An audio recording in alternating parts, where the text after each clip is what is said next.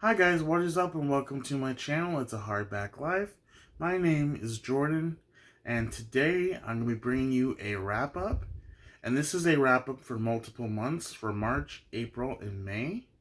Just know that there's only 6 books on this list because I only read about 2 books each month, at least finished 2 books each month, just because of my busy schedule that I've had with work and other things. But yeah, I only read 6 books between March and May. So this should be a quick and short wrap up. Without further ado, let's get started. Alright, you guys, so the first book was actually originally part of my Blackathon TBR back in February. And I unfortunately didn't finish this book in February, but I finished it at the beginning of March, and I absolutely love this book. And that is The Sound of Stars by Alicia Dow. This book is about a girl named Janelle.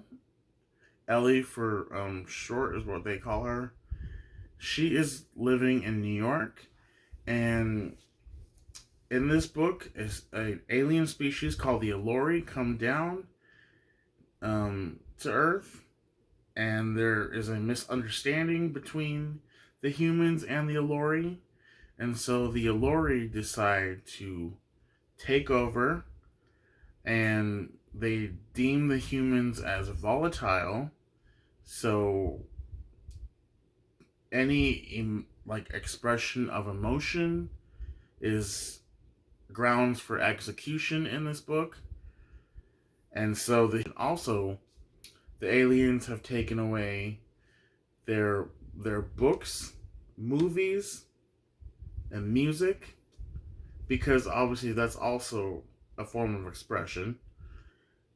And they've also taken away electronics. Our main character is hiding a secret contraband of books, which she lends out to other people in the building, and then they have to secretly give them back to her so that she does not get caught. And throughout this book, our main character meets another alien who actually loves books and movies and helps Ellie try to keep them safe, and at the same time they try to stop the Allori from basically doing all the bad things that they are doing. And this is a fantastic book. I gave it 4.5 out of 5 stars just because the ending was not a satisfying ending, and I think it was because the way it ended sets you up for a sequel, and I'm really hoping the sequel comes within the next year because, yeah, I need to know what happens. Alright, the next book that I read was Memorial by Brian Washington. I read this in the middle of February, and this is about a male-male relationship, or whatever you want to call it. 2 men, Mike and Benson, who are in a relationship, and they have been in a relationship for close to 5 years, I believe. And at the beginning of this book, Mike's mother comes to town, and she tells him basically that his father has fallen ill and does not have long. And so Mike does the crazy thing, and he leaves his partner Benson within the next few days and goes to Japan, where his father lives, to be with his father in his last few months of life. So yeah, imagine that. Your mother shows up, tells you your father is dying, a man that you haven't seen in a long time, by the way, and you just up and leave your boyfriend or girlfriend with your mother for however long. That that was kind of messed up.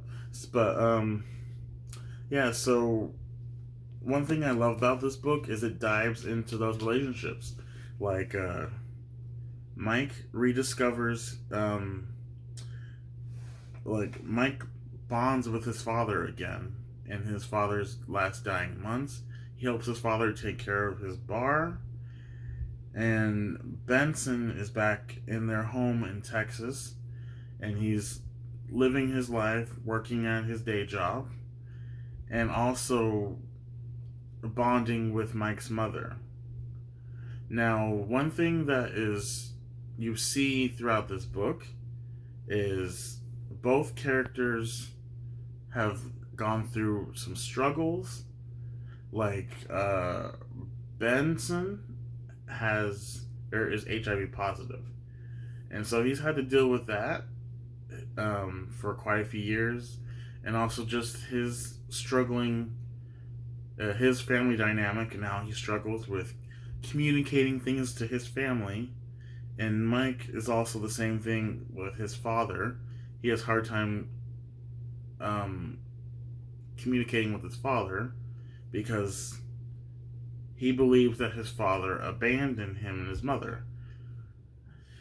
And so they both have issues with their families, and also with that, they have issues communicating with each other. And yeah.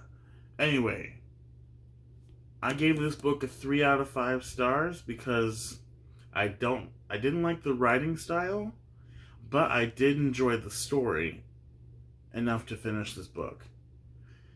And the ending for me was very ambiguous, and I just didn't like it.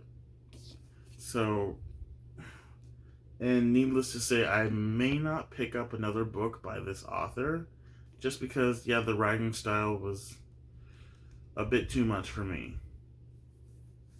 Anyway, this was Memorial. Oh, by Brian Washington. Alright.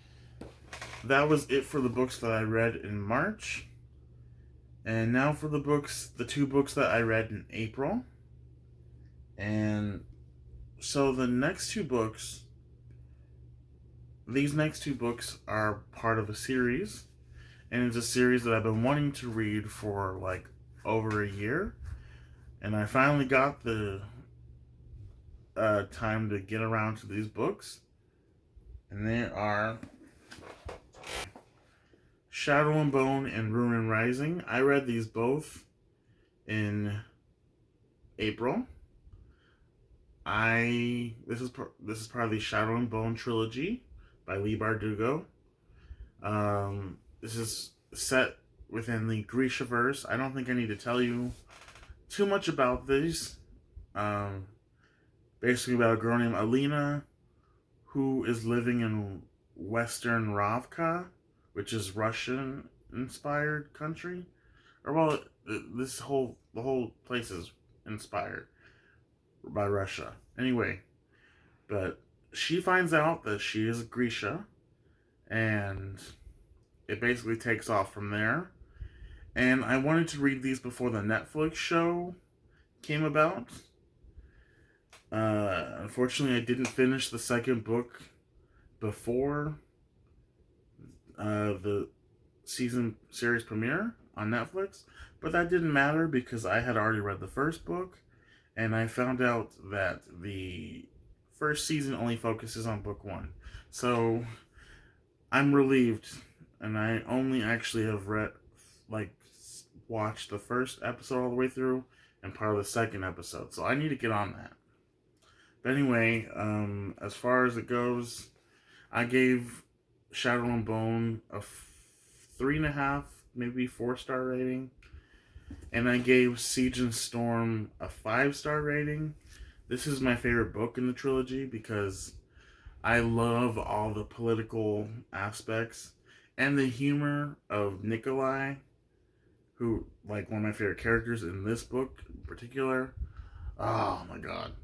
And then I really love the navigation of Mal and Alina and their relationship in this book particularly, because when they finally talk out their feelings, it's just really, really well done.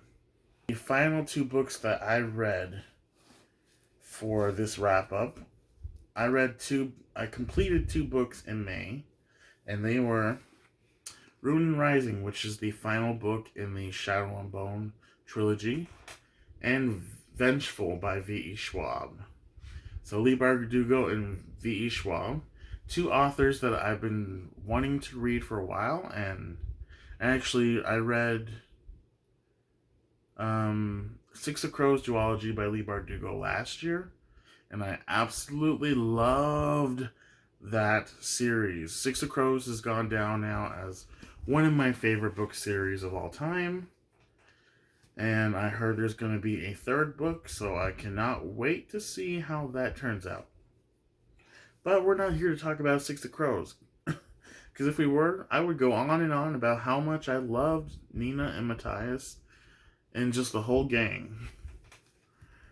But anyway, my thoughts on Ruin and Rising. I liked it, but not a whole lot. Like, okay, there's some things that I want to talk about, but I can't do it right now because I don't want to spoil anything for anybody. But I will do a spoiler-free / spoiler review on the whole Grisha trilogy as a whole. But this just wasn't my favorite book in the series. The only thing that really saves this book for me is Nikolai. Nikolai's humor in this book is everything. Like, he's hilarious. He's freaking funny. And there's just some choices that Leigh Bardugo made in this novel that I just didn't agree with. But I do like the series as a whole. But yeah, there's just some choices that she made that I didn't like the ending and some other things. But I did enjoy the series overall. And I love the whole Grishaverse, so yeah. And then, okay, Vengeful by V.E. Schwab. If you didn't know what this series, this is the second book in the Villains duology by Victoria Schwab, aka V.E. Schwab.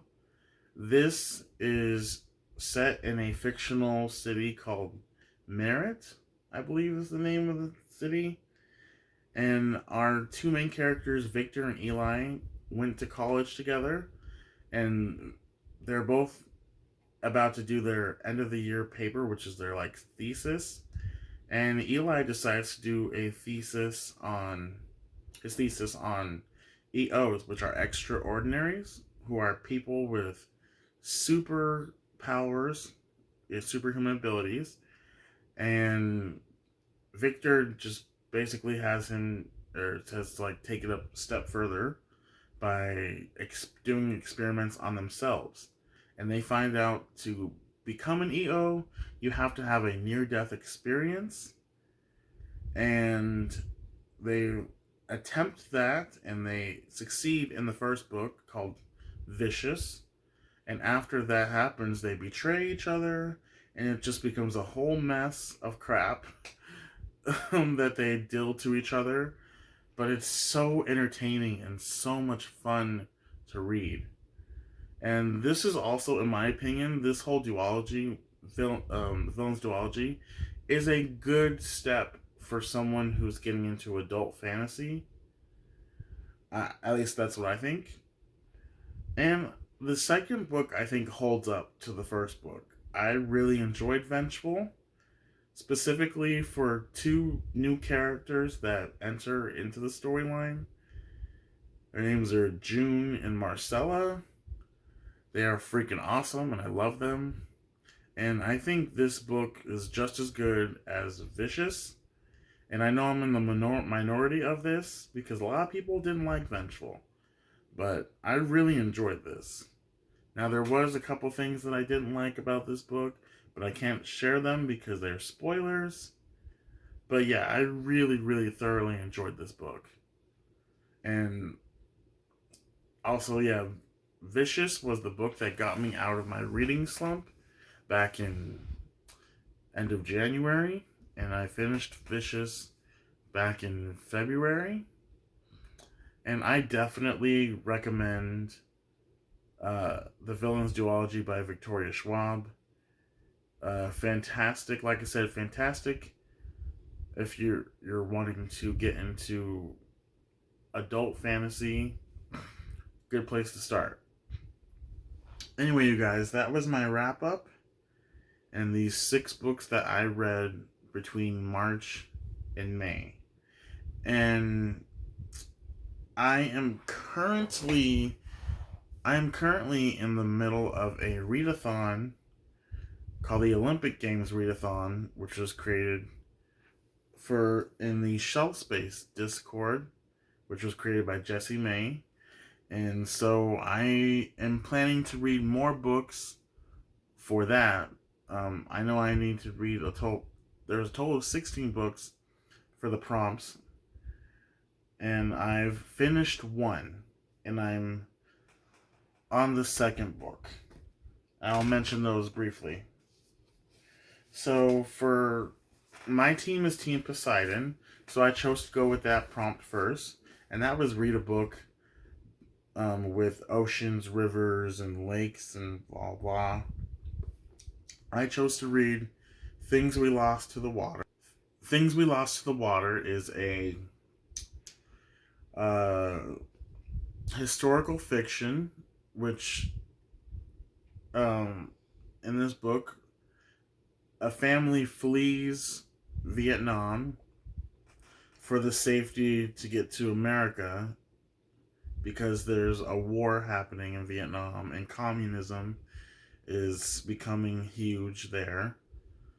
And so, yeah, they flee Vietnam to go to America, and they have to navigate their lives in America. And it's so good. I really loved this book. I've already read it, so this will be part of my June wrap up, but I definitely recommend this book. Now, and I'll talk more about it later. And I'm currently on the 2nd book of the 16, and that is This Close to Okay. I chose this book for the Aphrodite prompt, which is read a book with a beautiful cover, and that's subjective, so... And I like this. This is like a yellowish, goldish color with the characters in like different colored clothing. And this is about our 2 main characters, Tally and Emmett. Tally is a therapist who comes upon Emmett, who is about to jump off a bridge and kill himself. And she takes him in to her home. And she does not tell him that she's a therapist, because that might ruin things. But yeah, she basically takes him into her home and tries to help him get back, try to navigate through his issues without obviously revealing what she does. Anyway, so far I'm like 60 pages into it, and I'm enjoying it. It's not bad. So I'll give you more on the details once I finish this. I'm gonna do a wrap up, or I'm gonna do a book review on Things We Lost to the Water, and so be looking for that next. Anyway, you guys, that was my wrap up, and I guess intro to what I'm reading for the readathon. Please like and subscribe. That would mean so much to me. And be looking for more content. Like, I'm looking forward to be doing my mid-year book freakout tag that I did last year and stuff like that. So anyway, you guys, I shall see you later. Bye.